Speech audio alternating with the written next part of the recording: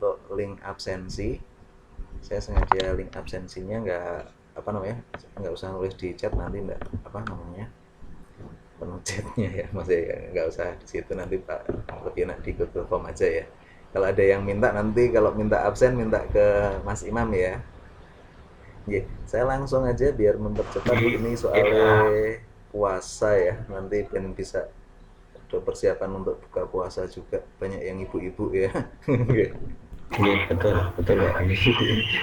Jadi, bismillahirrahmanirrahim. Allahumma sholli ala Muhammad wa ala ali Muhammad, la haula wala quwata illa billah.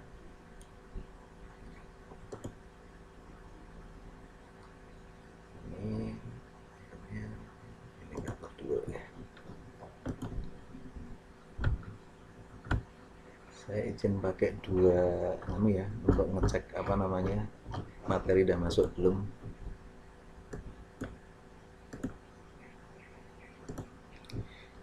Oke Bapak Ibu, untuk sore ini sebentar. Nah, ini udah masuk, udah kelihatan. Nah, indikator pengelolaan obat di rumah sakit di pertemuan kita minggu lalu, ternyata banyak juga saya di absensi itu yang teman-teman dari rumah sakit banyak ya, hampir 50% lebih gitu ya, banyak ya. Nah, semoga nanti apa yang saya sampaikan ini, kalau ada hal-hal yang nggak selaras seperti kesepakatan kita dulu, silahkan boleh berpendapat. Nanti di link absen itu juga saya sediakan untuk bertanya atau berpendapat, monggo ditulis di situ ya, karena mungkin eh, kemajuan zaman ke depan itu memang sebenarnya kita itu sudah tidak saatnya lagi untuk bersaing jumlah pasien, bersaing dengan obat saya kita punya, kita yang ini punya, sana nggak punya, itu bukan itu, tapi kedepannya kita itu malah justru saling menguatkan ya, kerjasama ya. Nah, seperti yang saya juga sudah bentuk jaringan kayak di Hisparsi, di rumah sakit area Solo Raya, kalau di sini itu sering saling tukar informasi, kadang juga obat, kalau ada yang sini kosong sana kosong, kita saling bantu, termasuk kalau ada informasi terkait pasien, terkait pelayanan, itu bisa kedepannya bisa saling koordinasi gitu insya Allah. Nah, kemarin kita sudah bahas tentang sedikit tentang instalasi farmasi ya, di rumah sakit instalasi farmasi. Nah, kemudian di instalasi farmasi kita kenal itu kan drug circle management obat ya. Jadi lingkaran pengadaan obat itu kan dimulai dari seleksi otomatis dari formularium. Kenapa kok butuh formularium ya, karena jenis obat di Indonesia ini kan banyak banget ya. Rumah sakit paracetamol itu aja yang bentuknya tablet 500 ml itu aja mereknya mungkin sampai saat ini mungkin ada 25 lebih mereknya. Kemudian antibiotik itu juga seperti itu baru paracetamol ya, ada yang tablet, ada yang sirup, ada yang supur, ada yang infus, namanya butuh formularium. Kalau di tempat kami formularium itu hanya memuat maksimal itu 3, bahkan ada beberapa jenis-jenis yang cuma 1 jenis. Jadi misalkan untuk amoxilin 1 gram itu kita hanya punya amoxilinnya generik sama amoxan, karena memang secara pola kuman amoxilin sudah tidak begitu sensitivitasnya terlalu tinggi. Nah, itu yang menentukan seleksi seperti itu adalah SMF dan PFT ya, panitia farmasi terapi untuk seleksi obat. Kemudian habis seleksi bentuk ke perencanaan obat bisa melalui tiap obat itu diklasifikasikan ya secara ABC. A itu yang dia memerlukan dana yang besar ya, 80% dananya dari situ. B itu yang lebih kecil, C itu yang lebih kecil lagi. Terus yang pakai juga yang lebih penting lagi adalah analisa VAN, vital, esensial, non esensial. Obat vital kadang obat vital itu ada yang nggak terpakai hampir 1 tahun, itu mungkin bisa terjadi ya. Contohnya vital untuk orang kalau keracunan morfin, nokoba ya, naloxon, itu mungkin orang depresi pernapasan karena morfin setahun itu mungkin paling cuma 2 kali atau sekali, bahkan ya saya pernah nemuin itu cuma ya nggak tiap bulan ada, kadang 3 bulan itu baru ada lagi. Nah, kadang malah terus obatnya sampai di expired ya. ya apa, karena itu memang obat vital. Kalau nggak ada itu mati ya pasien ya. Obat vital yang lain misalkan anti bisa ular, orang copot ulo nggak mesti 2 bulan sekali ada yang copot ulo ya, anti rabies itu biasanya juga akan ide, tapi itu vital harus kita sediakan. Esensial ya obat kebanyakan yang ada seperti antibiotik, obat untuk terapi itu esensial. Kemudian non esensial non vital seperti suplemen vitamin atau mungkin jangan kita terjebak pada jenis-jenis suplemen karena biasanya beda tipis, isinya cuman kaca apa, satu ada asam folatnya satu enggak, yang multivitamin ya 1 mg-nya 5.000, yang satu 4.500, enggak, kita jangan terjebak di situ agar formularium kita bisa tegak nantinya ya. Itu apa namanya, perencanaan ya. Perencanaan juga nanti ada VA itu vital tapi butuh duitnya banyak, itu mungkin bisa kita kurangi kalau itu ya, yang jenis itu vital tapi duitnya gede, itu kan kalau nggak keluar sampai ED kerugiannya besar ya.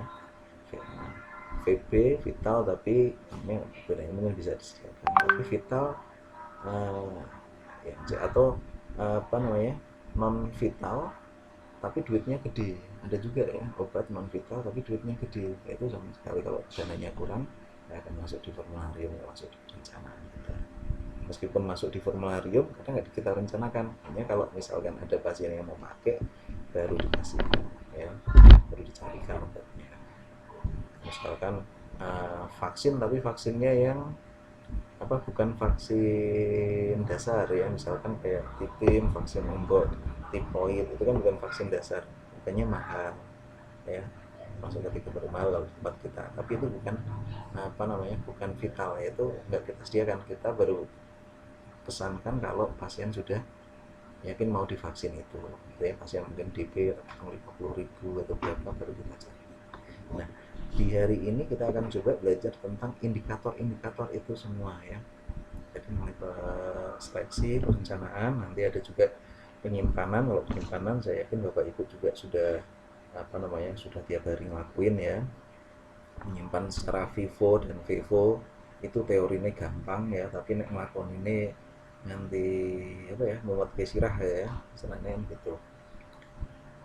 Kadang apa namanya, barang datangnya nggak bareng ya, sekarang pesan datangnya besok nggak dikirim, tapi besok nggak pesan malah dikirimnya double dengan yang kemarin ya, itu bikin kadang apa, kalau expirednya beda jadi masalah ya. Itu penyimpanan, terus berdasarkan apa namanya, bentuk sediaan, berdasarkan ada yang bahan apa beracun berbahaya disendirikan segala macam, nanti kita lihat lagi, kita review lagi. Saya yakin teman-teman sebenarnya sudah paham, kita hanya sama-sama belajar ya. Terus penyimpanan, distribusi, nanti ada UDD, ada apa namanya floor stock, atau ada individual prescribing ya.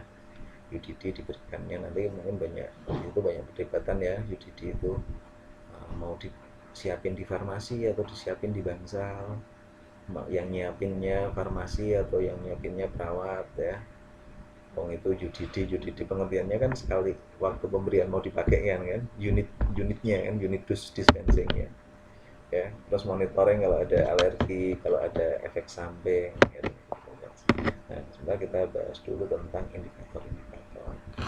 Jadi pengelolaan obat di rumah sakit itu salah satu manajemen rumah sakit yang penting. Ini yang harus semua insan farmasi itu apa namanya, jelek dulu ya, paham dulu gitu, apa memahami itu, ngerti oh ini memang kita itu penting. Karena apa? Karena kalau pengelolaannya itu nggak efisien, itu akan berdampak negatif terhadap rumah sakit.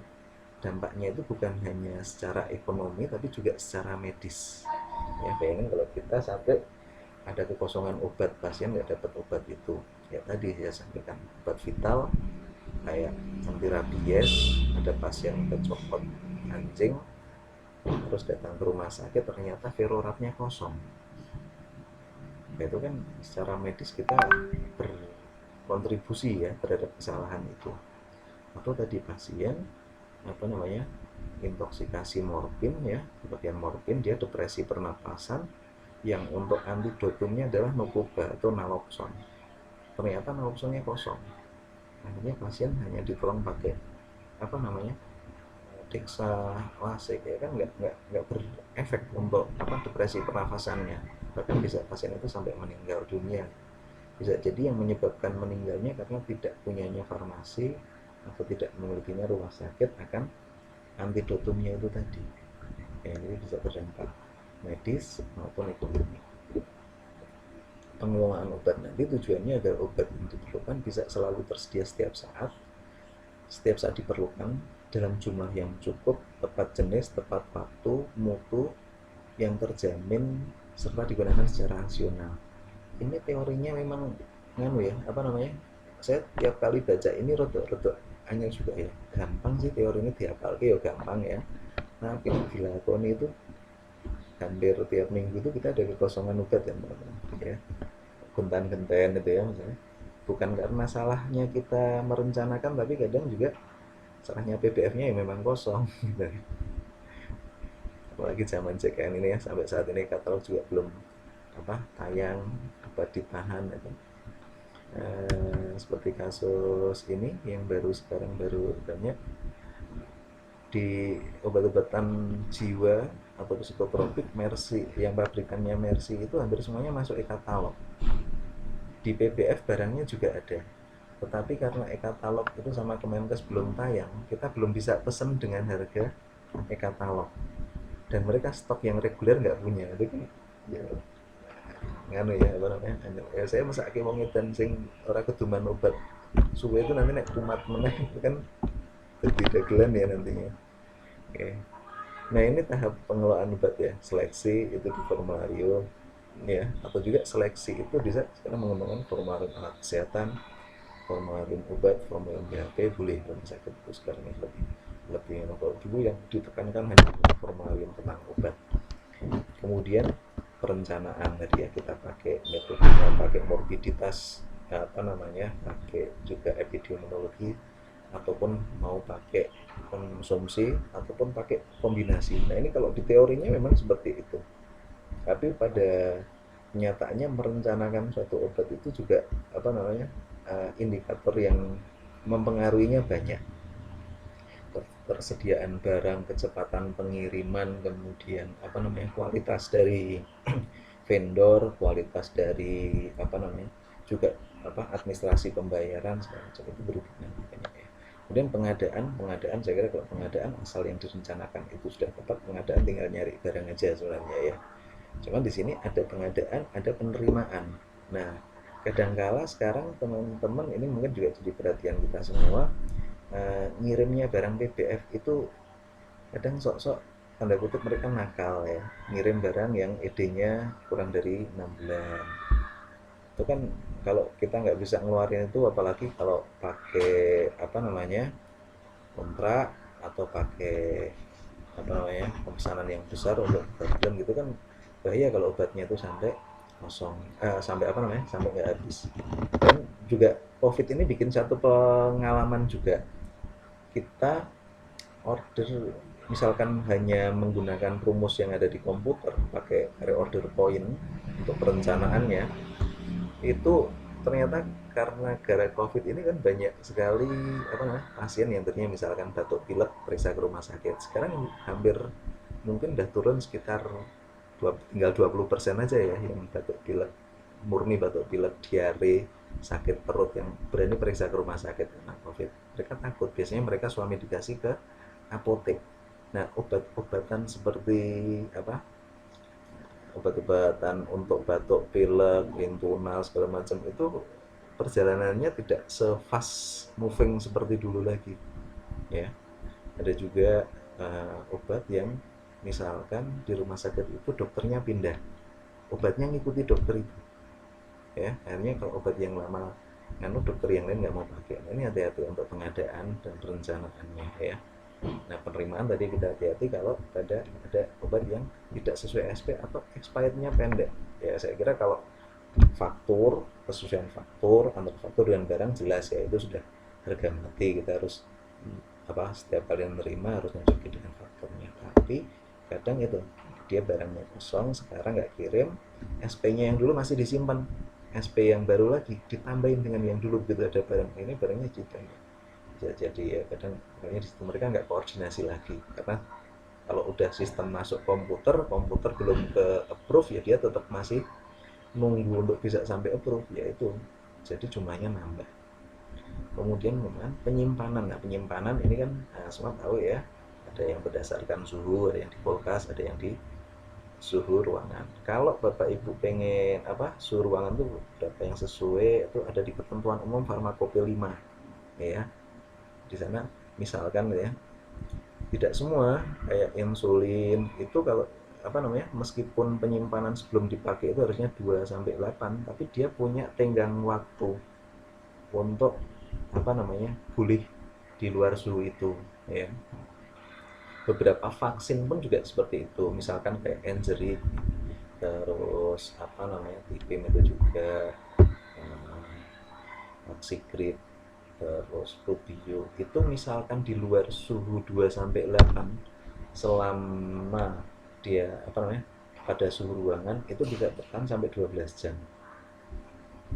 Nah, ketentuan-ketentuan itu ada di ketentuan farmakope 5. Kalau ngersake, saya ada softwarenya mulai farmakope 4, 5, 6 ya, yang terbaru 6 itu ada. Nanti bisa tak kirim di di classroom itu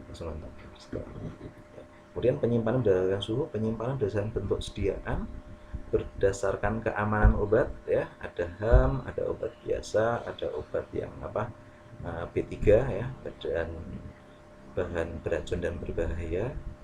Nah, nanti penyimpanan juga punya spek sendiri-sendiri. Yang HAM itu head alert itu dikasih tanda merah, setiap mau ngambil harus double check. Standarnya kan itu ya. Yang B3 standarnya adalah jauh dari tempat yang percikan api, kemudian ada tempat aliran listrik dan menghadapnya keluar. Jadi kalau meledak atau apa nggak akan meledak ke dalam ya, akan keluar. Penyimpanan ya. Terus ada lagi penyimpanan yang berdasarkan Vivo, ada lagi yang Rilo. Pernah dengar Rilo? Ya. Vivo itu first in, first out. Vivo first expired, first out. Rilo itu right in, left out ya. Kalau kita masukin barang itu selalu lewat kanan, ngambilnya yang kiri dulu ya.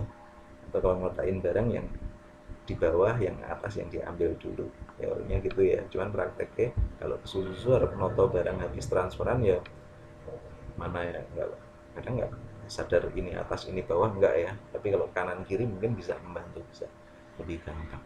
Kemudian penyimpanan barang-barang psikotropik, narkotik itu juga khusus ya. Peletakannya ya, yang cairan kalau harus diletakkan di atas palet, kemudian kalau di dinding nggak boleh nempel di dinding, jarak 10 cm, palet itu jarak 10 cm, dari atap itu jaraknya 30 cm maksimal, itu 8 tumpuan. Jadi udah 8 tumpuan tapi masih jaraknya jauh, ya udah nggak usah ditambah, karena beban yang paling bawah itu kan sudah nyonggo 7 tumpuan di atasnya ya, sebaiknya. Kemudian distribusi ini ada pakai floor stock yang untuk di bangsal ya, UDD untuk pasien rawat inap, individual prescribing untuk pasien yang ada di rawat jalan atau IGD yang rawat jalan. Kemudian penggunaan obat nanti masuknya ke ranah farmasi klinik ya. Nah, itu. Kemudian monitoring segala macam. Nah, untuk menganalisa kualitas pengelolaan ini perlu indikator di tiap-tiap pengelolaan obatnya. Contohnya indikator itu adalah merupakan alat ukur kuantitatif yang dapat digunakan untuk monitoring, evaluasi, mengubah atau meningkatkan mutu pengelolaan obat di farmasi rumah sakit. Indikator juga digunakan untuk menetapkan prioritas pengambilan keputusan serta pengujian cara atau metode untuk mencapai sasaran yang ditetapkan. Ya. Jadi kita memang butuh indikator-indikator itu semua ya. Di saat seleksi ini proses kegiatan mulai dari meninjau masalah kesehatan di rumah sakit ya. Rumah sakit itu mau spesialisasinya apa, unggulannya apa, itu kan kita bisa nyeleksi obatnya di situ. Identifikasi pemilihan terapi, bentuk dan dosis ya. Kalau kan jenis obat bentuknya macam-macam, dosisnya macam-macam ya, jadi identifikasi. Kita bisa gunakan sebagai indikator adalah clinical pathway, kemudian standar pelayanan standar pelayanan rumah sakit itu kita bisa di situ. Itu yang kedua, teman-teman di. Kemudian yang untuk apa namanya, akreditasi, menentukan kriteria pemilihan berdasarkan prioritas, dipilih obatnya yang paling esensial dulu ya. Makanya tiap obat itu harusnya ada identitasnya ya, identitas dalam arti keesensialan obat ini ya, yang vital, kemudian harganya, dia terjangkau apa saja, yang vital tapi nggak terjangkau mana, yang vital yang apa namanya, anggarannya kecil apa itu, yang esensial juga seperti itu ya, ada di situ untuk menentukan kriteria. Nah baru kita bikin harus ada standarisasi. Standarisasi ini juga harus dijaga dan diperbarui. Artinya apa? Kalau ada dokter yang nulis obat di luar formularium, ya kita konsultasi ke dokternya untuk minta ganti, biar obatnya tidak ada di biar obatnya diganti dengan yang indikasinya sama tapi ada di formularium kita. Oke. Dasar seleksi kebutuhan obat kan ya, dipilih berdasarkan seleksi ilmiah, medis statistik, efek terapi, jenis obat dipilih seminimal mungkin menghindari duplikasi dan kesamaan jenis. Lasa itu bisa membahayakan pasien ya, sangat. Saya beberapa kali pernah ya, dalam beberapa tahun itu nemuin guru-guru lasa ini benar-benar bikin masalah ya, baik itu kedengarannya sama ataupun kelihatannya yang sama. Dan pabrikan itu memang kadang kurang ajar, mereka karena branding bentuknya itu mirip semua ya, Dexa dengan bendera hijau, abang biru kayak gitu, terus Indofarma ya kayak gitu ya logonya ya, Kalbe juga seperti itu, di Sambe itu agak jarang yang sama, tapi dalamnya Sambe itu yang hampir sama ya. Saya sampai bikin screen saver di komputer itu biar teman-teman yang baru-baru ingat perawat itu, ini sama dengan ini, apalagi Sendo ya, buat tetes mata tuh rupanya mirip kabeh, tulisannya Sendo kabeh gitu ya. Kemudian apabila ada obat dengan indikasi sama dan dalam jumlah banyak, maka kita memilih berdasarkan drug of choice dari penyakit yang prevalensinya tinggi. Jadi ya sekarang yang nawarin vitamin C itu banyak ya, vitamin C itu harusnya masuknya non esensial, tapi untuk COVID sekarang naik dia jadi esensial. Vitamin C yang nawarin banyak, obatnya dibanding apa, harganya dibanding-banding ya, saya murah. Nah kita lihat prevalensinya sama, padahal yang digunakan ke pasien kadang pasien efek sampingnya banyak. Vitamin C injeksi 1000 mili, ada yang nyeri perut, ada yang sampai muntah-muntah, ada yang gastrointestinal, bahkan ada yang di persarafan. Memang efek sampingnya tercantum di brosur juga seperti itu. Kalau ada obat baru harus ada bukti spesifik untuk terapi, itu lebih baik ya. Contohnya kita mau pakai obat yang sekali minum misalkan apa, Risedona, ya, harus ada ini loh apa, dasar penelitiannya ini lebih bagus dibandingkan pakai Tolkapril atau pakai apa, vitamin D atau kalsium. Nah, itu misalkan seperti itu. Nah, itu dibuktikan dengan adanya itu PFT, penelitian farmasi terapi menunjukkan obatnya bisa masuk ke formularium atau tidak. Kemudian untuk ini apa namanya, menghindari penggunaan obat kombinasi itu juga penting ya, obat kombinasi agar apa namanya, dalam pasien itu gini, maksud saya kombinasi itu kalau memang obatnya itu membuat si pasien lebih taat, atau obatnya memang lebih baik dibandingkan sebelumnya, contohnya pakai OAT ya, RHZE untuk obat-obatan ini apa, TBC yang lebih enak, meskipun sebenarnya sama kan, minumnya 3 tablet juga sama aja sih sebenarnya, dia dengan minum Rifam, Ethambutol, INH ya, Pirasinamid kan 4 ya masuk semua kan, sehari pagi 3 tablet, tapi pasien akan lebih gampang ingat minumnya karena sudah bentuknya apa namanya, jadi satu sediaan. Kalau enggak nanti kan sosok INH ini hilang, minggu selesai lagi. Jadi indikator seleksi obat ya, itu sebisa mungkin apa namanya,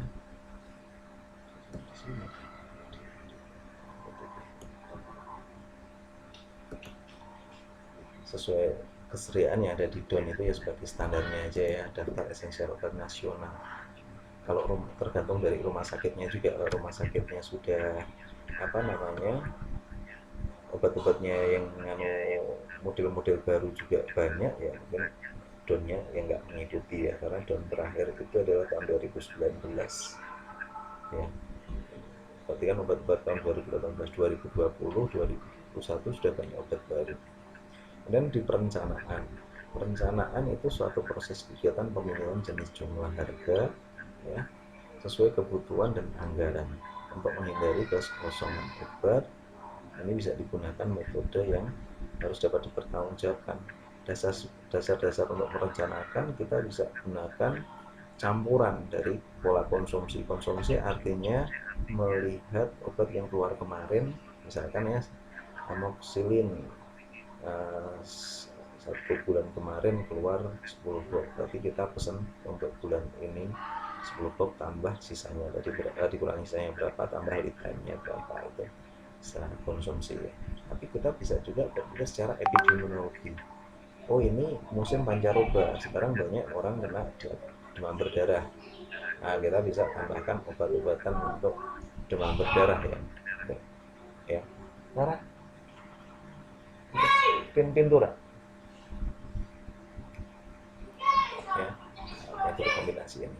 Di sini sebagai acuan yang digunakan bisa dari DON, formularium, standar terapi rumah sakit, standar treatment, data catatan medik, anggaran ya. Jadi seperti ini contoh besok apa namanya, kita mau pakai konsumsi tapi untuk persiapan lebaran, karena lebaran ini kan puasa ya teman-teman. Lebaran besok banyak sekali PPF yang tutup atau libur misalkan, seperti itu ya, kita harus hitung ya.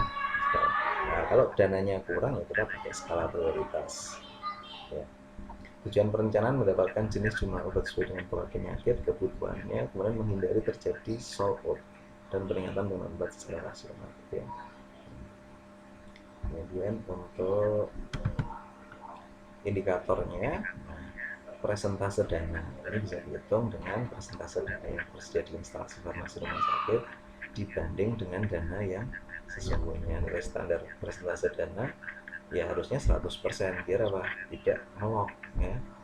Jangan sampai obatnya sudah jatuh tempo belum kita bayar, itu berarti mesti ada yang salah dalam perencanaannya kita. Mungkin masih ada barang banyak tapi kita udah pesan lagi sehingga barang sebenarnya belum terpakai, itu sudah harus dibayar ya, masih sisa.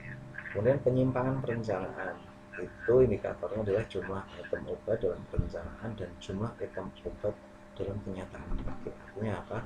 Kita merencanakan, misalnya merencanakan kebutuhan apa namanya, kita rencanakan untuk bulan apa 1 tahun ini obat A itu sebanyak 1000 misalkan ya. Kemudian kok terpakai, ini biasanya penyimpangan perencanaan kita gunakan data yang tahun sebelumnya, kayak sekarang kita hitung tahun 2020 ya. Misalkan apa namanya, karena banyak penambahan obat ya, kita merencanakan ursodioksidfolit itu sebanyak, kalau kemarin itu 200 box, ternyata yang dipakai itu cuma 100 box. Itu nilai penyimpangan perencanaannya besar sekali, 50%. Itu sebenarnya sudah kategorinya jelek ya. Nah, yang bagus adalah nilai batas penyimpangan itu antara 20 sampai 30%. Syukur nggak ada penyimpangannya ya. Ini untuk plusnya. Untuk indikator pengadaan ya. Untuk pengadaan, proses ini memperlebaran. Pengadaan yang efektif itu menjamin ketersediaan obat dalam jenis dan jumlah yang tepat, harga rasional. 3 sumber pengadaan barang bisa dari pembelian, sumbangan, dan produksi atau pembuatan. Metodenya bisa pakai open tender, biasanya ini untuk rumah sakit instalasi negeri, restrict tender dan juga rumah sakit negeri. Kompetitif negosiasi, ini kita biasa pakai kalau di rumah sakit swasta ya, atau direct procurement atau pengadaan langsung, beli langsung. Kalau kompetitif negosiasi itu, kalau tender saya kira teman-teman udah tahu ya, tender terbuka tertutup itu kan berarti pakai lelang ya. Kalau kompetitif negosiasi itu misalkan gini, ada obat dari pabrikan satu pabrik, kemudian dia apa namanya, kasih diskon. Nah, diskon ini kita ambil di depan dulu sebagai uang cash untuk operasional rumah sakit. Nah, saat barang itu datang, kita bayarnya itu pakai harga non diskon. Tapi karena diskonnya udah diambil, artinya ya sebenarnya kita ngutang, tapi yang kita cicil dari diskonnya gitu ya. Itu kompetitif negosiasi salah satu contohnya itu. Atau kompetitif negosiasi, misalnya kita bernegosiasi, oke barangnya nanti akan kita pakai di formularium, tapi harganya sesuai dengan katalog misalkan, seperti itu ya. Jadi artinya apa, itu bisa kita gunakan untuk kesejahteraan pasien, karena yang pakai harganya nanti adalah harga sama dengan katalog, cuma produknya dia harga generic yang bermerek. Kalau pengadaan langsung ya kita biasanya lah sekarang order, besok barang datang, atau nanti barang datang setelah 25 hari atau 30 hari barangnya kita bayar gitu ya. Nah, ini indikator untuk pengadaan. Ada frekuensi pengadaan tiap item obat, artinya ini kita untuk ngitung tornya ya. Barang ada nanti ada 3 kategori ya, rendah itu kurang dari 12, artinya apa, barangnya kita pesan sekarang, sebulan lagi barang itu kita bayar, tapi barangnya belum habis, belum pesan lagi, artinya dalam setahun itu kita pemesanan untuk barang itu kurang dari 12 kali. Yang sedang itu 12 sampai 24, yang tinggi itu lebih dari 24 kali. Artinya apa? Frekuensinya berarti obat itu jalan terus. Hanya masalahnya gini, sekarang kalau kita pakai BPJS, kita mau pakai tor lebih dari 24, itu juga kurang nggak begitu optimal. Kenapa nggak saya bilang nggak begitu optimal? Karena barang yang sudah kita keluarkan hari ini ya, kemudian kita bayarnya 1 bulan lagi, itu sebenarnya diganti sama BPJS-nya juga paling cepat 1 bulan lagi ya.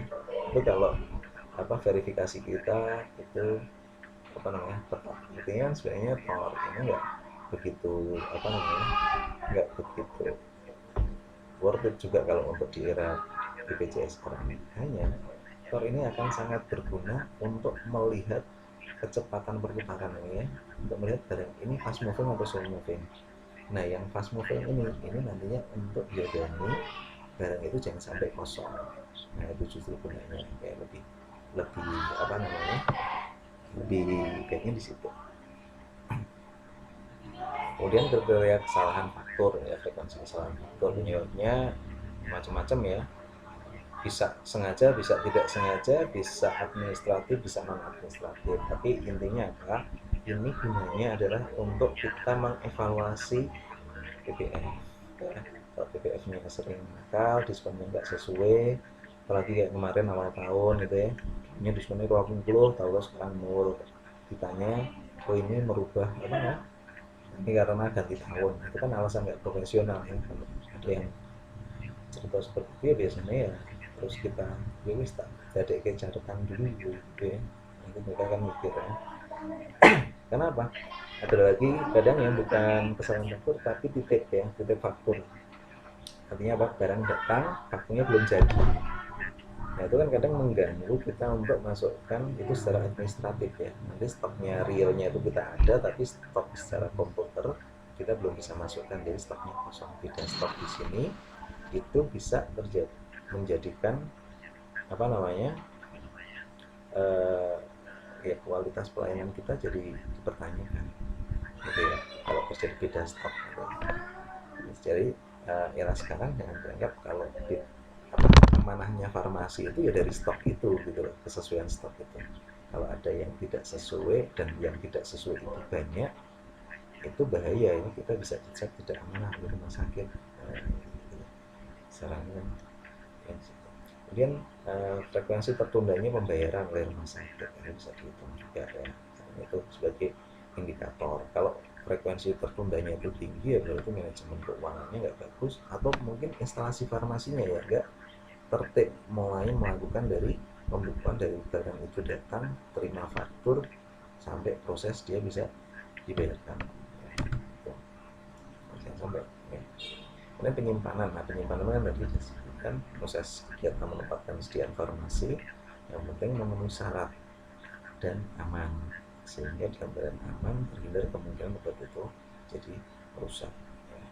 Risikonya dari penyimpanan adalah ya barang itu rusak atau barang itu tidak jadi pakai, tidak jadi digunakan, itu juga risiko ya.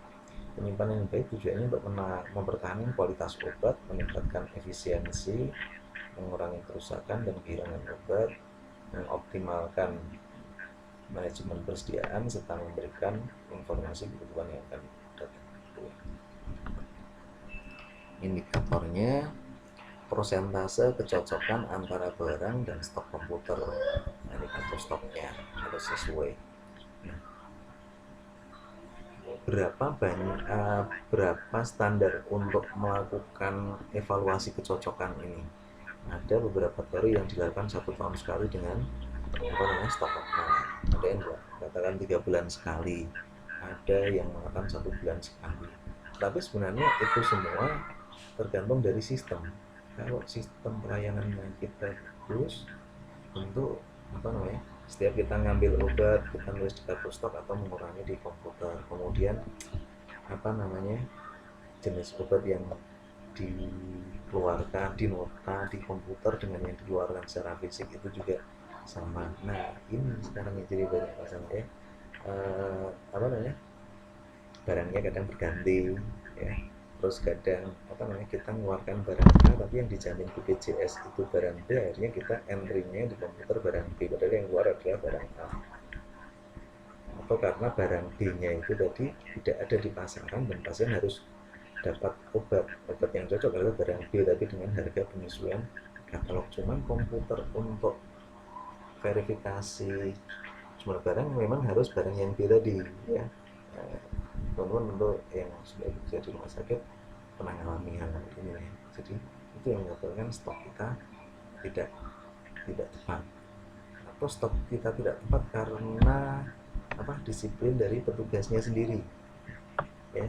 Misalkan untuk obat puyer yang dipakai, puyernya adalah misalkan dibutuhkan 3,5 tablet. Nah, ini harus dibuat kesepakatan, kalau 3,5 tablet saya ngurangi di kartu stoknya 3,5, 4 atau malah 3, atau sekarang 3,5 besok sekarang 4 besok 3 gitu ya. Itu harus dibuat kesepakatan ya.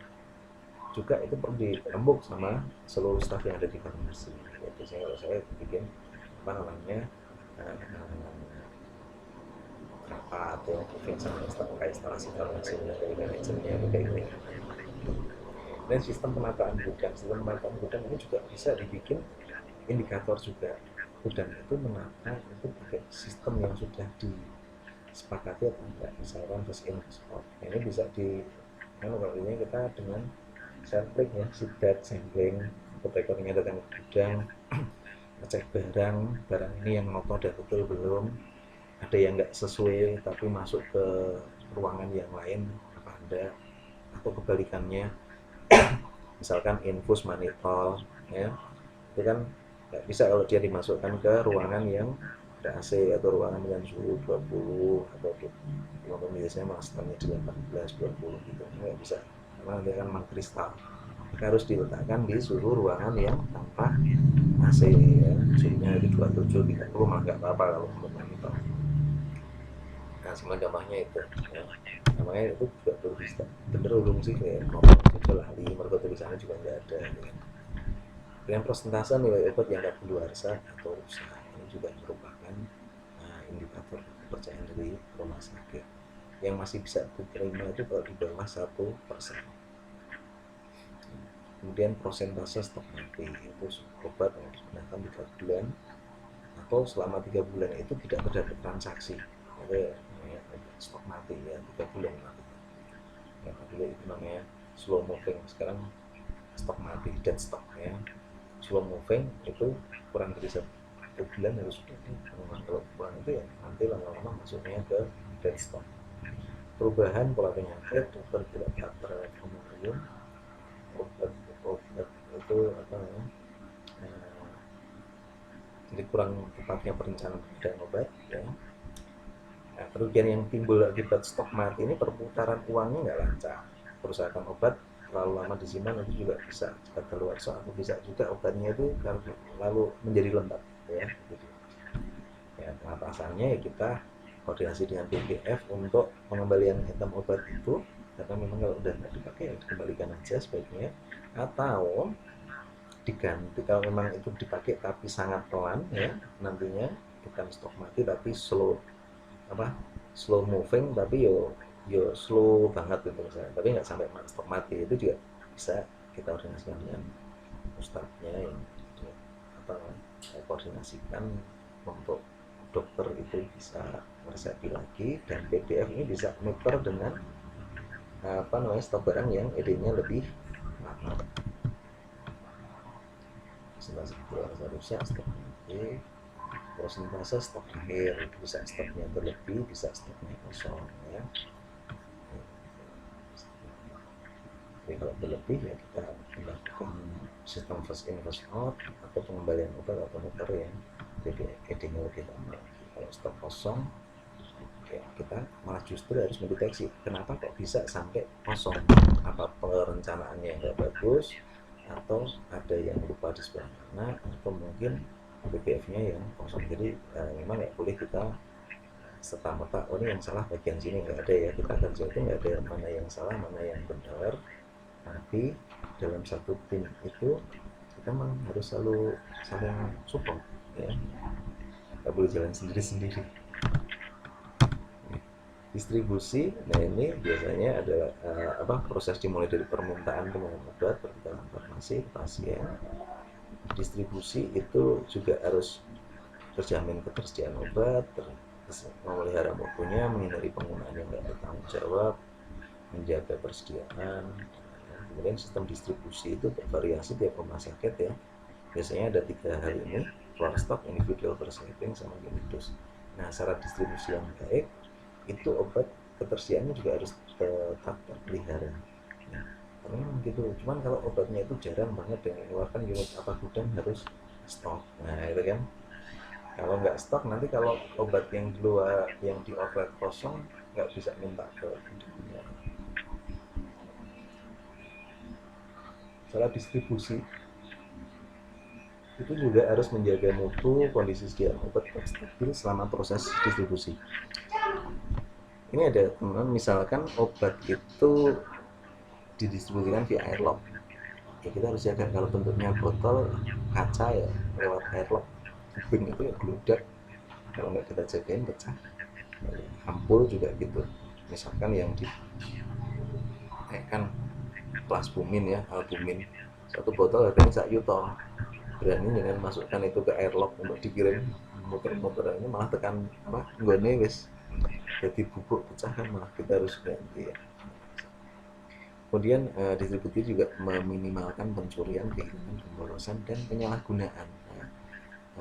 Ini memang juga penting ya, dan sampai obat itu kita hanya melayani aja tapi kita nggak ngontrol betul masuk ke pasien apa enggak ya. Jangan-jangan ada di meja pasien, atau jangan-jangan mereka perawat itu lupa untuk meletakkan obat terusnya di dalam kulkas tapi nggak dimasukin malah dimasukin kulkas, atau malah sebaliknya gitu ya. Indikator distribusi menurut CNC atau Bu Ninis ya, rata-rata waktu yang digunakan untuk melayani resep adalah boleh kita pakai standar SPM ya, standar pelayanan minimal rumah sakit. Kalau untuk resep rawat jalan, untuk individual prescribing, resep racikan itu 1 jam, non racikan 30 menit, tapi ya harus disesuaikan dengan kondisi rumah sakit juga ya. Kalau memang kita bisa non racikan itu selesai dalam jangka waktu 10 menit ya itu lebih bagus ya. Dan persentase obat yang diserahkan untuk menjauh sejauh mana kemampuan instalasi farmasi menyediakan obat yang diresepkan, jangan sampai ada obat kosong yang kita berikan kita infokan kepada pasien ya. Dan persentase obat yang diberi label dengan benar. Nah, ini kadang ada teman lupa ngasih label, itu kalau nggak bisa baca labelnya, jadi ya bisa.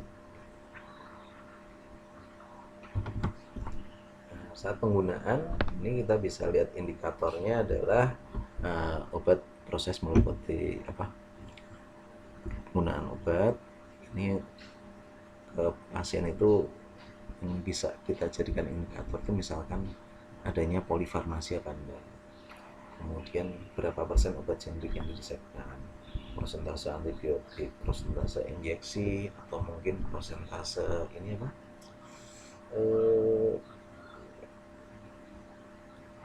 obat obat-obat yang apa, perlu inform consent ya, obat itu halal haram, atau ada yang perlu dikasih informasi terkait risiko pemberian obatnya gitu ya.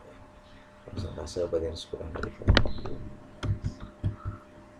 itu adalah tentang apa namanya, prosentase indikator ya. Nah ini sedikit saya ingin gambaran tentang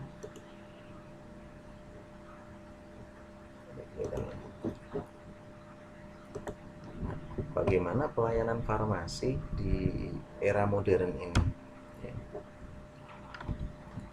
Era modern ini sebenarnya ada pertanyaan besar, apa sih yang farmasi hospital atau farmasi rumah sakit itu lakukan ya.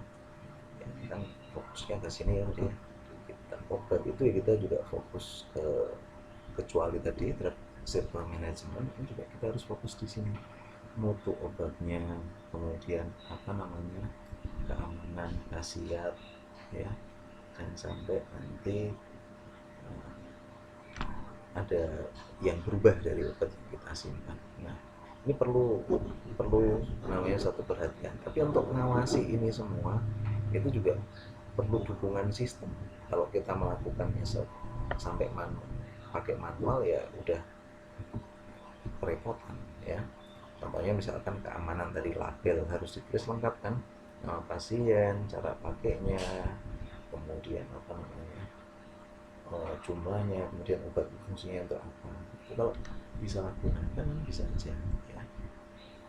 Ini keamanan pasien. Kalau kita nulisnya masih manual tadi, jadi nggak terbaca, kita mau kalah obat itu. Pelayanan farmasi itu adalah pelayanan yang harus apa, based on quality, safety and cost. Jadi kualitas, keamanan, dan biaya ya. Standar pelayanan farmasi yang rumah sakit tahun 2016 ini sebagai dasar kita bekerja. Kemudian ini adalah alur perawatan masih jadi pasien masuk itu kan sebenarnya dia dimulai dulu dengan asesmen ya. Asesmen, kemudian muncul instruksi pengobatan. Nah di saat itu ini yang bergerak dari instalasi farmasi adalah farmasi klinik, karena dia akan melakukan penelusuran lewat penggunaan obat yang dulu, rekonsiliasi kalau ada obat yang dibawa pasien dari rumah, kemudian visite mengkaji resepnya ya. Kemudian ada lagi alur tentang penyiapan obat. Penyiapan obat ini juga masih manajemen ya, mulai dari seleksi, perencanaan, pengadaan, penyimpanan, dan distribusi. Kemudian pemberian obat, monitoring, dan follow up. Kembali di sini farmasi klinik itu yang melakukan monitoring, konseling, informasi ya. Makanya ini unsur pelayanan farmasi yang komprehensif. Obat ya.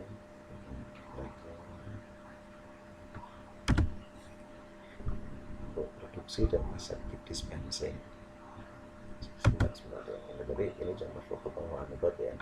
Ini pakai airlock yang bawah sebelah kiri, kemudian atas itu menyampur obat tapi tidak dilakukan dari airflow, yang bawah penyajian resep atau konsultasi kalau salah ya. Nah ini proses produksi aseptik dan dispensing. Jadi rumah sakit untuk obat-obat memang dianjurkan farmasilah yang menyediakannya dalam bentuk UDD, sudah siap diberikan ke pasien. Jadi nggak usah nyedot lagi, nggak usah apa namanya baju lagi yang di luar melakukan ini. Caranya apa? Perhatikan untuk aseptic dispensing, ruangannya harus steril.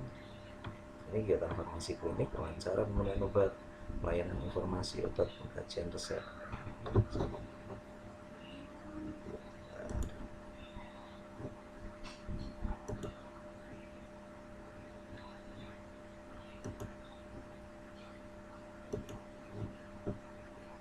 Kemudian pengkajian resep, monitoring,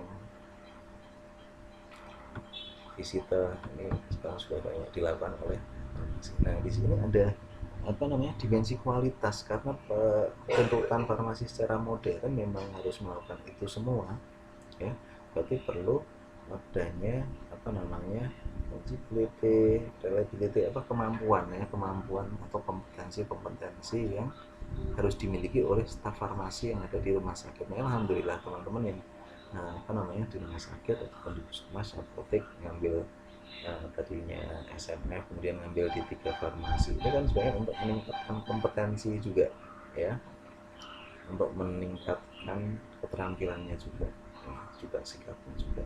Nah kita apapun di farmasi itu bisa terjadi medikasi error ya, medikasi error bisa yang secara langsung ya, atau melalui yang ngomong apa ke perawat, ke farmasi, farmasinya ngomong ke perawat tapi salah ada itu bisa ya, outcome-nya ya bisa terjadi celaka atau tidak celaka. Ini sebenarnya kegiatan yang multidisiplin dan multifaktor ya.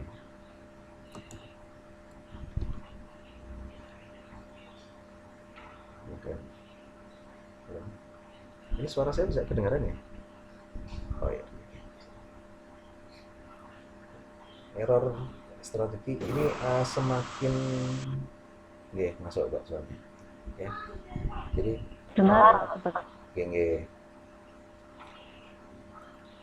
untuk kita memerlukan apa namanya untuk mengurangi kemungkinan terjadinya satu error atau satu kesalahan, karena kembali saya ingatkan tuntutan kita di kerja di farmasi itu kan cuma satu, nggak boleh salah ya, tapi dari yang kemungkinan kita terjadi kesalahan bisa banyak ya. Ini kalau satu pasien ini obatnya seberapa banyak yang masuk berapa ya, kita harus meracik di tempat itu segala macam. Jadi ada apa namanya fungsi otomatisasi, standarisasi, kemudian apa namanya checklist, kemudian adanya SPO atau prosedur-prosedur yang dibuat itu kalau bisa dibuat satu ranking ya, mana yang kira-kira itu mengakibatkan apa namanya potensi untuk terjadi kesalahan itu segera kita atasi ya. Nah, nanti untuk menyusun itu rumah sakit yang secara modern atau rumah sakit ya, untuk meningkatkan ini ya apa namanya produktivitas, efisiensi ya, itu kita juga ingat bahwa banyak sekali apa namanya disusun itu banyak sekali penyebab terjadinya error itu atau kesalahan ataupun keterlambatan. Contohnya misalkan defect itu apa namanya karena tempat bekerjanya kita itu apa namanya tidak sesuai tempatnya ya, atau tempat kita itu sudah nggak layak untuk sebagai instalasi farmasi. Itu bisa overproduksi karena apa? Produksi barang-barangnya terlalu banyak atau stok kita terlalu berlimpah, waktu tunggu waiting ya, waktu tunggu itu juga bisa jadi masalah ya. Mobility talent, tidak adanya rekrutmen tenaga yang memang punya skill sama knowledge itu, isinya misal apa namanya tenaganya misalnya tidak pernah dilakukan pelatihan atau sudah dilatih sudah pinter-pinter tapi attitude-nya kurang bagus, itu juga bisa mengakibatkan mobility talent. Transportasi itu bukan masalah transportasi barang apa namanya dari PBF ke rumah sakit, bukan, tapi transportasi yang memang dari rumah sakit antar rumah sakit itu sendiri. Ini kadang juga bikin satu masalah. Contohnya pasien habis operasi, dari kamar operasi harus segera dapat obat post op-nya, perawatnya harus jalan dulu untuk mengantarkan resep ke farmasi. Di farmasi karena rame, farmasinya boleh nyiapkan juga agak telat, setelah itu baru apa namanya 1 jam lebih baru jadi diantar ke pasien. Itu namanya transportasi yang bisa jadi masalah ya.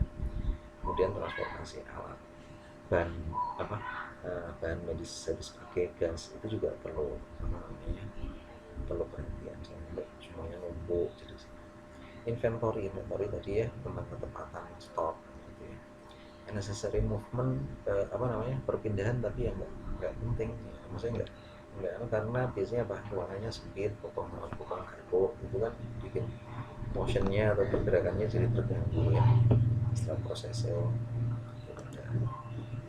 Nah, untuk memenuhi itu kita susun deh farmasi era modern itu harus bisa nyusun namanya lean ya, lean atau standar operasional prosedur yang berdasarkan dari masukan-masukan seluruh staff, dan yang mutusin cuma manajernya atau instalasinya aja, tapi seluruh staff diajak ngomong. Kalau urusan tadi transportasi ya mungkin kurir yang kita ajak ngomong.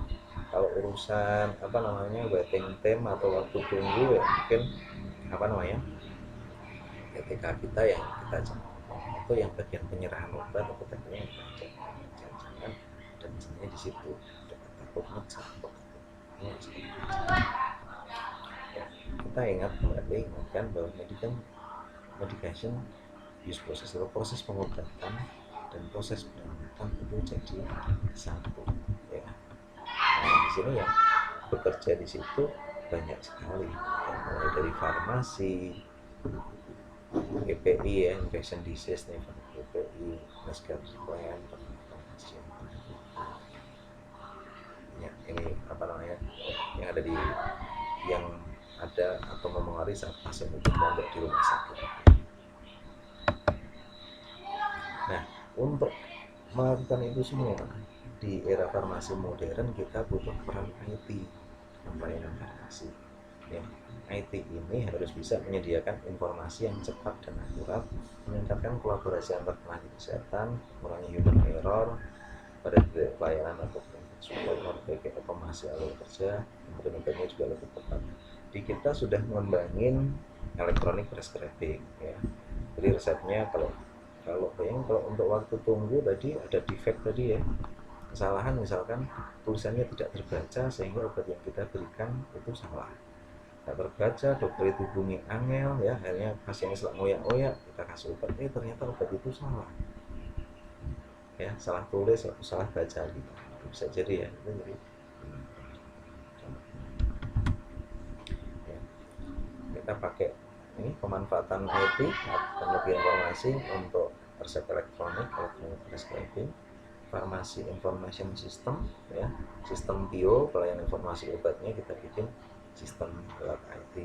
Kita itu kalau kompatibilitas daftar kompatibilitas itu sudah ada di desktopnya Paramat, jadi kita tinggal buka di desktop itu obat ini yang ini tanya ke Paramat, alat sistem kalau misalnya ini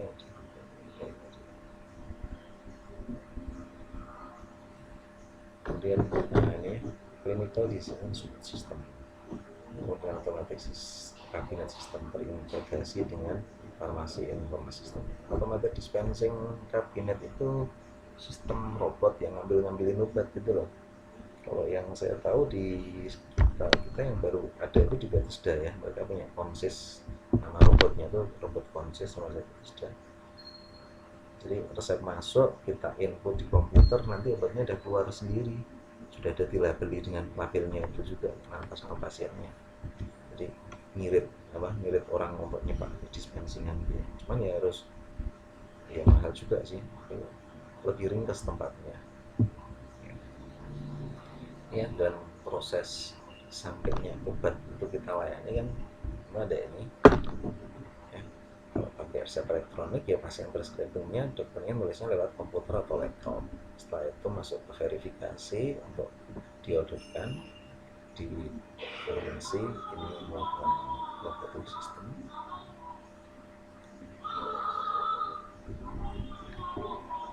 sampai kepada pasien. Ini obat itu sudah ada labelnya ya, sudah ada barcode ini jenis-jenis obatnya yang di sini. Terus ini ada barcode kalau kita mau pakai ke pasien, tinggal diklik aja di situ biar tepat. Nah, manfaatnya ini untuk meningkatkan keselamatan pasien, mempercepat pelayanan, mempercepat proses tadi. Kita pernah penelitian sebelum pakai resep elektronik dan setelah pakai resep elektronik itu angka kesalahan akibat salah baca itu bisa turun sekitar 95%. Jadi yang salah baca tinggal sedikit aja. Tapi belum tentu ini juga tantangannya apa? Belum tentu dokternya semua mau pakai, karena apa? Pakai komputer itu belum tentu semua orang mau ya. Ada konteks. Nah ini makanya untuk itu perlu komitmen, multidisiplin banyak ya. Mulai dari pimpinan organisasi, direkturnya itu melu berkomitmen. Nanti kalau misalkan ada dokter yang belum mau diajari untuk pakai resep elektronik, dia direkturnya yang nyuruh biar dia mau untuk diajari kita ya. Departemen atau unit kerjanya, IT support IT, kemudian staf medisnya juga ditandani, farmasi ditandani, perawatnya untuk membuat apa namanya calculated decision support. Ini adalah software untuk apa namanya membantu apa membantu mengetahui obatnya ini aman apa enggak, boleh apa enggak, saya alergi apa enggak. Calculated decision support itu sebenarnya zaman sekarang sudah banyak sekali Bapak Ibu, di program Android jenengan itu banyak yang bisa menyediakan. Misalnya kita mau tahu interaksi obat, kita pakai apa namanya Netscape. Kita mau tahu tentang interaksi, kita mau bisa pakai Netscape juga bisa, RxDrive juga bisa ya. Teman-teman yang maksudnya sudah sering untuk ngecek interaksi, untuk cek alergi obat, kita bisa pakai sistem waktu pasien pendaftaran ada pertanyaan alergi apa enggak. Panduan dosis lazim ini bisa dilihat di NIMS, MMS, kan sekarang sudah MMS yang digital juga ada ya, yang duplikasi itu juga bisa cek pedoman terapi, misalkan antibiotik kita bisa pakai gerakan standar PPRA, kompatibilitas tidak campuran, ini yang harus hati-hati karena kadang perawatnya campur, cuma penting mesti oplos ternyata langsung diblokir, itu nanti venanya kebakar ya. Kemudian calculated decision support ini panduan dosis pada gangguan fungsi ginjal dan geriatri. Ya sebaiknya memang punya ya, kalau punya di grup telegram kesehatan itu banyak. Nah tinggal sesuaikan obat yang ada di kita apa aja, kita kasih tanda, oh ini kalau pasiennya minum ini maksimal berapa kali berapa, kemudian average-nya apa lagi.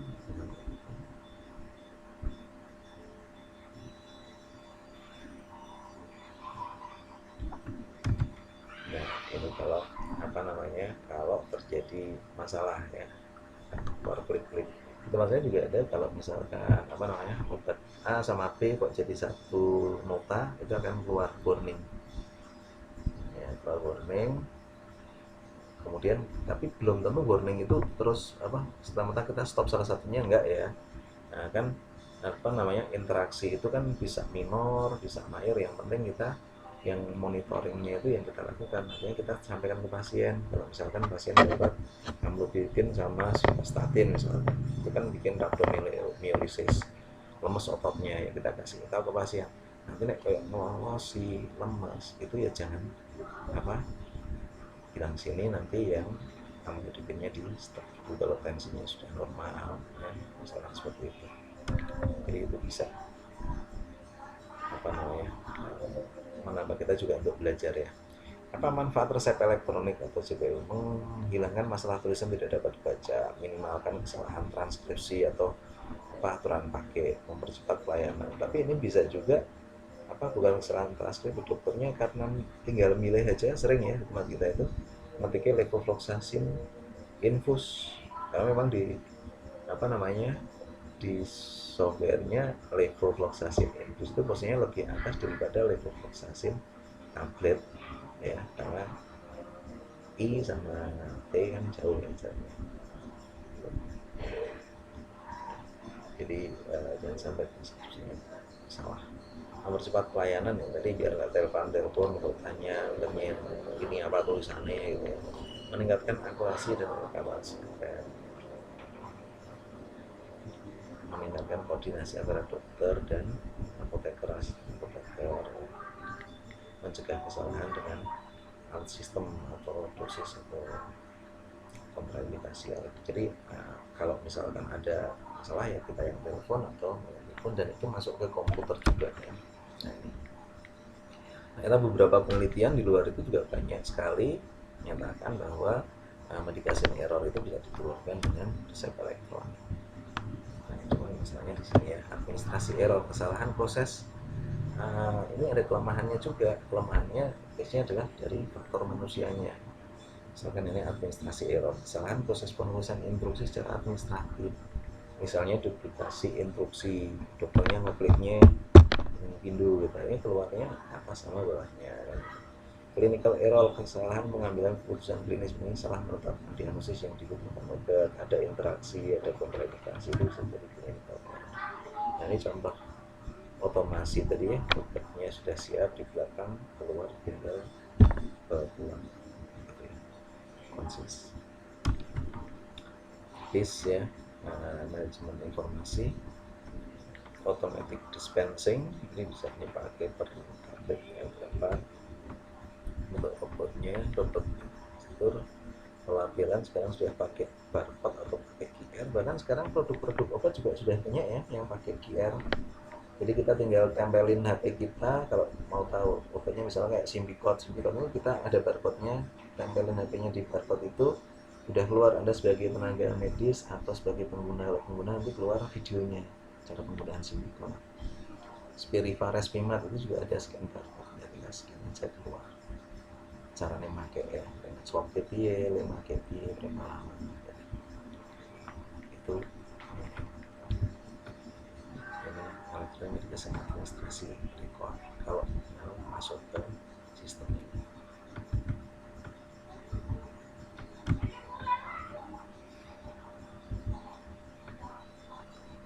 Nah, untuk bisa maju ke depan secara modern ya memang harus menggunakan teknologi ya. Karena kalau sudah pakai teknologi itu masih manual, nulis manual gitu ya, potensial bisa salah juga ya, nulis Joko dari Koko ya bisa disability ya. Tapi pertimbangan kalau kita mau bikin satu program, kita harus menganalisis dulu informasinya apa, latar belakangnya apa, kenapa produk itu penting, kemudian seberapa besar pentingnya obat itu ya, kemudian orang distributor kita bisa distribusikan diagnosis ini user detailnya, effectiveness and safety, efisiensi dan sertifikasi sampai ke end user ataupun end manager kalau memang ada masalah ya. Jadi kalau ada masalah ya kita ke pasien juga harus baik untuk memberikan informasi dengan baik dan dia menerima. Dan manajer kita juga harus lapor. Kenapa? Karena laporan kita itu nanti biar bisa ditulis, kemudian bisa dibaca yang lain agar tidak terulang lagi ya, gitu. Masih clean sistem apa namanya keselamatan kerja juga seperti itu ya, keselamatan pasien juga seperti itu. Pengembangan sistem IT yang baik yang semuanya dikembangin.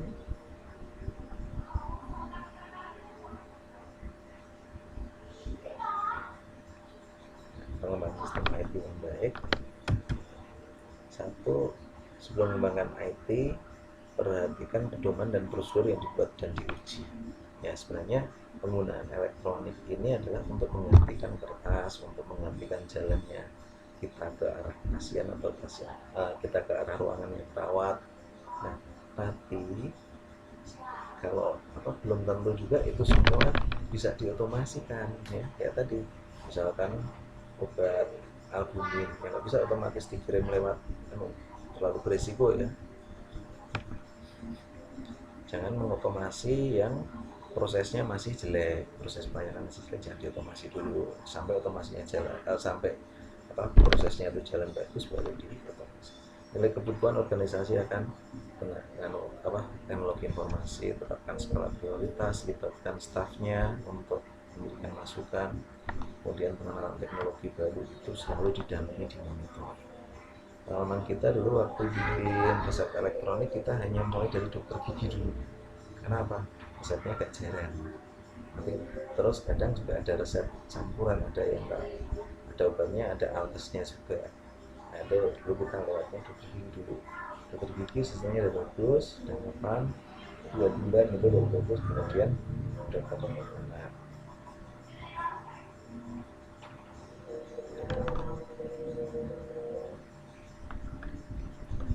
kemudian di kita itu dulu habis dokter gigi terus dokter anak itu kenapa, karena banyak resep-resep yang ini ya apa, racikan. Kalau racikan kan hitungannya kadang setengah tablet, seperempat tablet. Nah, itu mulai nulisnya gimana biar dokternya seragam nantinya ya, namanya perubahan-perubahan itu. Kalau ada dokter yang belum mau, kita dampingi. Jadi saat dia poliklinik kita dampingi dia untuk apa namanya, ngeteke obatnya apa dok, oh yang ada di, sambil kita bisa benahi juga formulariumnya dokter ya, dok itu nggak ada di formularium loh, yang di formularium ini gitu kan, seperti di situ saja. Kita juga kasih sama-sama dokter bagus, alhamdulillah ya, nanti dokternya bagus. Dan nanti setelah elektronik dokternya sekarang pakai manual udah pada nggak mau nulis ya. Saya pun sekarang juga kadang untuk bikin laporan supervisi segala itu ya, pakainya udah pakai sistem, pakai manual, nulis memang satu-satu, males itu ya. Jadi ini kalau yang lanjutannya adalah implementasi apa, evaluasi peningkatan keamanan. Nah ini juga penting, jangan sampai dokter ngeresepi tapi keamanannya nggak terjaga. Jadi ada password ya. Saya pun kalau mau masuk ke sistem layanan farmasi juga pakai password, nggak semua orang farmasi boleh ya. Ada beberapa yang mungkin STR-nya habis atau mungkin apa namanya sipannya dia belum, itu kan otomatis dia sebenarnya nggak boleh berpraktek kan. Ini karena kurang tenaga aja, real life-nya kan memang seperti itu, tapi dia nggak boleh menyerahkan ke ini dia dapatnya cuma gitu, nggak dapat respon segala macam gitu ya. Implementasi ini monitoring, evaluasi kembali dengan keamanan berhasil. Nah ini kalau depannya memang mungkin sekarang pengembangan telemedicine ya, pengembangan apa namanya, sinyal juga jauh lebih bagus ya, dulu 3G sekarang 4G dan sebagainya. Memang nanti internet of things semuanya pakai internet ya. Nanti ada telefarmasi ya, telefarmasi itu dokternya ada periksa, resepnya dan masuk ke farmasi, nanti obatnya pun dikirimnya via kurir atau via Gojek atau via ya, apa namanya, jasa pengiriman. Jadi pasiennya udah nggak mampir ke farmasi, cukup diperiksa pakai tele itu udah dapat obat dan udah bisa terus. Ini tantangannya dan stakeholder untuk berubah ya. Biasa kalau misalkan kita nemu atasan yang apa namanya nggak mau berubah ya agak susah juga ya.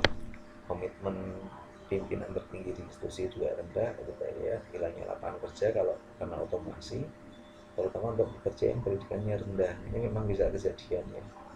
Kita dulu nggak pakai airlock itu kurang ada 2 step, sekarang cukup 1. Isu pengamanan data legalitas kurang lebih standar. Dan biaya investasinya juga gede kalau kita bikin apa otomasi ya. Nah mungkin itu yang bisa saya sampaikan ya,